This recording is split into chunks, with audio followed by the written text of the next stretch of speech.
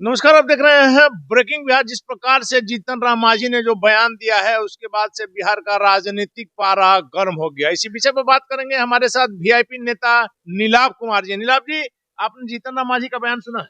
सबसे पहले तो आप सभी को नमस्कार जी नमस्कार। क्या आपने बयान सुना है मांझी जी का? हाँ हाँ, हमने तो सुना है। कहेंगे आप? देखिए, मांझी जी, आदरणीय मांझी जी एक गंभीर नेता है और बिहार के चीफ मिनिस्टर भी रहे हैं। अगर वो कुछ बोलते हैं तो उसका कुछ मायने भी होता है। अब एक गंभीर व्यक्ति अगर स्वयं इस बात को एक्सेप्ट कर रहा है, जो बिहार के पूर्व मुख्यमंत्री हैं, वह कह रहे हैं कि जो है पिछले बार हमने जो है सो डीएम को फोन करके जिता दिया और इस बार हमारे विधायक ने हमको सूचना नहीं दिया, इसलिए वो हार गए। तो अब इससे तो साफ साफ झलक गया कि अगर बिहार में विपक्ष अगर कह रही है कि वोट चोरी हुई है तो वोट चोरी हुई है।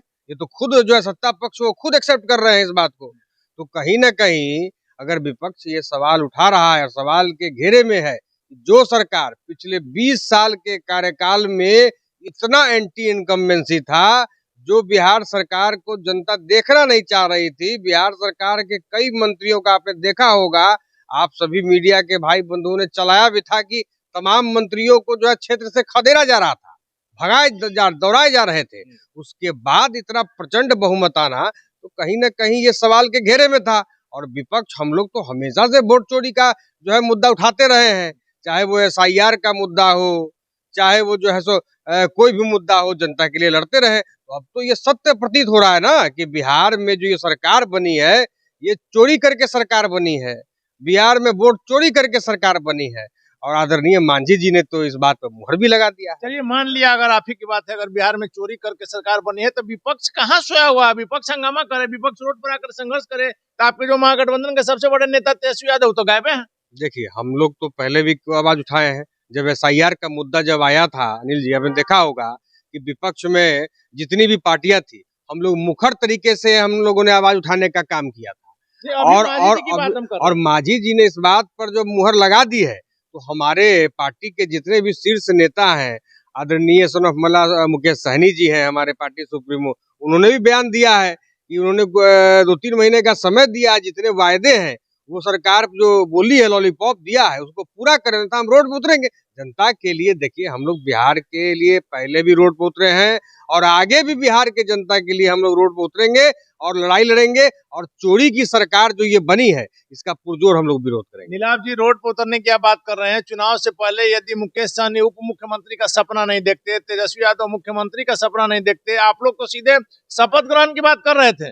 वोट चोरी की बात हो या जनता के बीच अगर यदि आप गए रहते, तो आज ये स्थिति नहीं रहती। नील जी, हम लोग तो कॉन्फिडेंट थे कि जनता का मैंडेट, जनता का आशीर्वाद महागठबंधन को मिलेगा। इसके लिए हम लोग पूर्ण रूप से आश्वस्त थे, क्योंकि हम लोग जनता के बीच घूम रहे थे।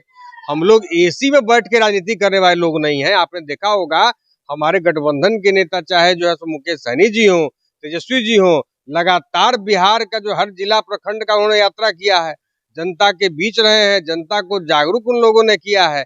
और रही बात आप उप मुख्यमंत्री और मुख्यमंत्री की बात कर रहे हैं, तो जनता के मुख्यमंत्री तेजस्वी जी ही थे, जनता के डिप्टी सीएम सहनी जी ही थे। लेकिन ये तो चोरी से सरकार बनी है ना, ये तो चोर दरवाजे से मुख्यमंत्री और उप मुख्यमंत्री बने हैं।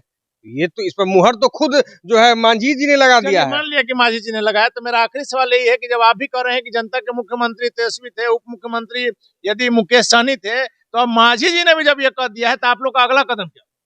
हम लोग जो है, जब हमारे शीर्ष नेता ने इस पर बयान दिया है विगत अभी 2-3 दिन पहले, हम लोग सरकार के विरोध में, चोरी में और जो झूठे वायदे उन्होंने किए हैं, अगर वायदे वो पूरे नहीं होते हैं, तमाम मुद्दों को लेकर हम लोग जनता के बीच जाएंगे और रोड पर हम लोग संघर्ष करेंगे, सड़क से सदन तक लड़ाई लड़ेंगे।